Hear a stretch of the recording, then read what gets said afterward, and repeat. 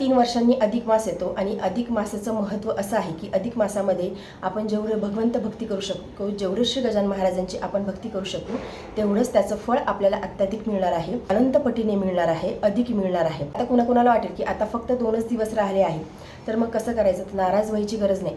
जे तुम्हाला महिनाभर जमलं नाही काही कारणामुळे, काही गोष्टींमुळे, तर ते तुम्ही या 2 दिवसात देखील साध्य करू शकता. या अधिक मासामध्ये जेवढं आपण भगवंत भक्ती करू, आराधना करू, त्याचं जे फळ आहे ते अधिक पटीने मिळते. त्यामुळे आपण या 2 दिवसामध्ये शक्य तेवढं श्री गजानन महाराजांचा नामजप, नामस्मरण करून किंवा पारायण करून श्री गजानन विजय ग्रंथाचं किंवा 52 वाचून, स्तोत्र वाचून, किंवा तुम्हाला कुठले इष्टदेव प्रिय असेल त्यांचा नामजप करून, नामस्मरण करून, गुरुमंत्र करून, किंवा भागवत आहे, विष्णू सहस्त्रनाम आहे, ह्या सगळ्या सेवा करून तुम्ही अत्याधिक फळाची प्राप्ती या 2 दिवसामध्ये करून घेऊ शकता.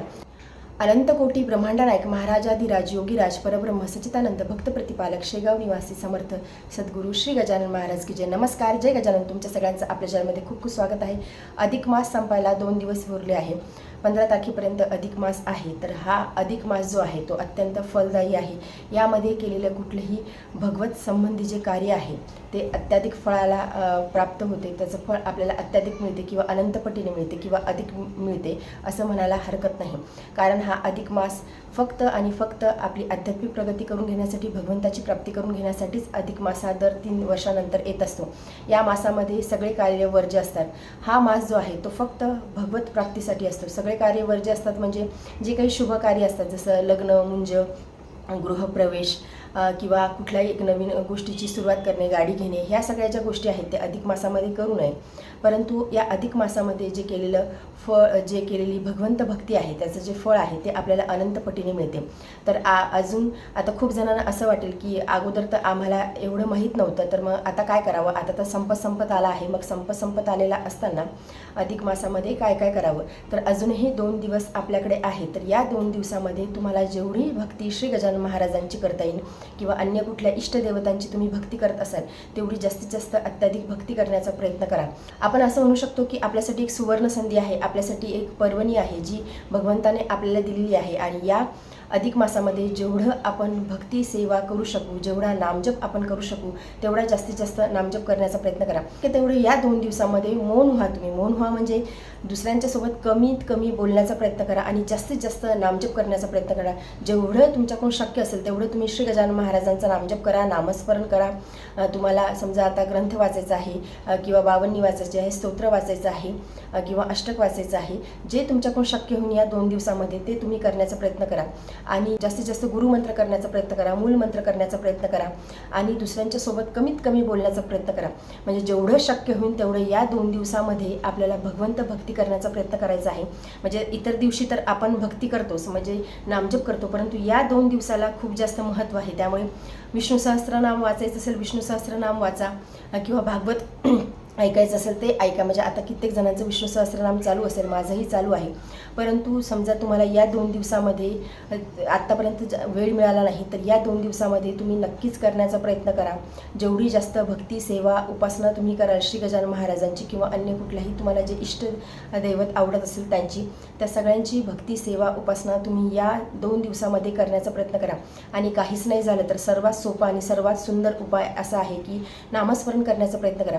कलियुग हे नाम आधार आहे आणि कलियुगामध्ये सर्वश्रेष्ठ हे नामच सांगितलं आहे. तर काहीच होणार नाही.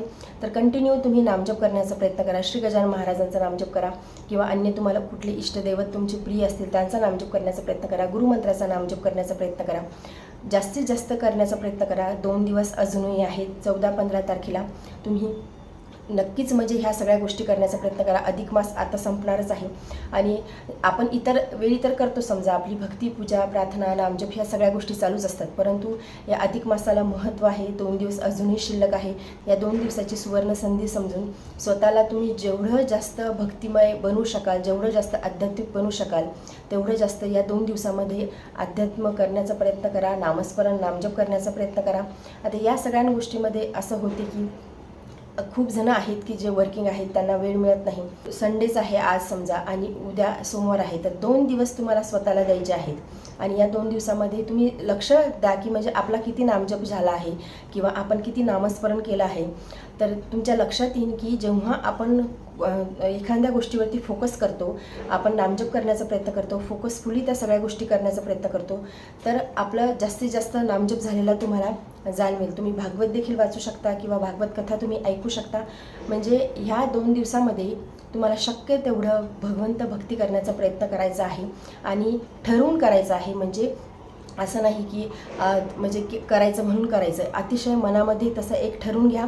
इतरांसोबत कमीत कमी बोलण्याचा प्रयत्न करा. मौन व्हा म्हणजे कसं की कामापुरतं तेवढंच बोलायचं, जास्त बोलायचं नाही. आणि ज्यांना शक्य असेल मौन राहणं, फक्त नामजप करायचा, ते तसे देखील करू शकतात. म्हणजे आपण विचार करत नाही की आपण इतर वेळेस म्हणजे किती आपण बोलत असतो. तुम्ही ठरवाल की मला मौन राहायचं आहे, मला जास्त बोलायचं नाही, तर त्यावेळी तुमच्या लक्षात येईल की खरंच आपण एरवी इतर वेळी किती बोलतो आणि आपली भगवंत भक्ती ही किती कमी होते, आपला नामजप किती कमी होतो.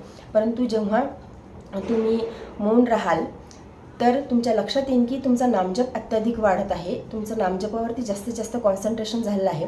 त्यामुळे या 2 दिवसामध्ये स्वतःमध्ये थोडे चेंजेस करा आणि श्री गजानन महाराजांचा शक्य तेवढा नामजप नामस्मरण करण्याचा प्रयत्न करा, जास्तीत जास्त भक्ती करण्याचा प्रयत्न करा या 2 दिवसामध्ये. हे 2च दिवस आहेत, त्यानंतर 3 वर्षानंतरच अधिक मास येणार आहे.